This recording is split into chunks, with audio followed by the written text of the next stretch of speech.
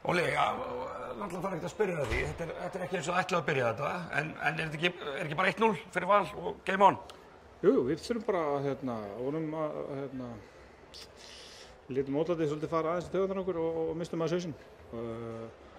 Og já, bara við vorum bara að hitta og vorum að gleyma okkur í vörninni eitthvað svona kjánaleg mistök sem voru að drepa okkur.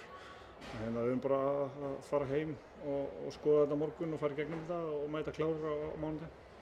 En í þriðja leikluta, þú veist, Valsmenn náð góðum tökum á leiknum þá, var það vörnin eða hvað? Nei, við vorum að gleyma okkur bara, við vorum að skilja Kitta eftir opinn sem á ekki að vera opinn og láta það taka sóknarfrákast og bara svona litli hlutir sem við þurfum að laga fyrir mánudaginn og ég hef fulla trú á að við eigum eftir að gera það.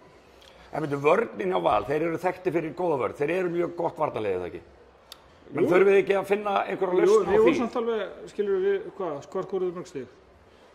Skoruðum einhver 80-90 stig, ég man ekki hvað það var, en við erum bara að fá fleiri involvaða í vörnina. Við vorum alveg hreyfanlegir á köflum og vorum að skora og vorum að fá fullt ofnum skotum og þar eftir götum, skilur við. Við vorum alveg að búa til tækifæri, en þeir eru sterkir og vilja kráta teiginn, þannig að þeir vilja að við skjótum.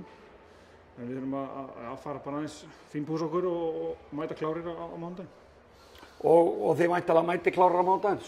Stútfullur Smári og bara... Já, ég finna að það bara 1-0 og við þurfum bara að fara heim og kvitta fyrir þetta tap hérna og jafna seríuna og koma svo aftur hingað og sjá hvað gerist. Frábært, takk. Takk.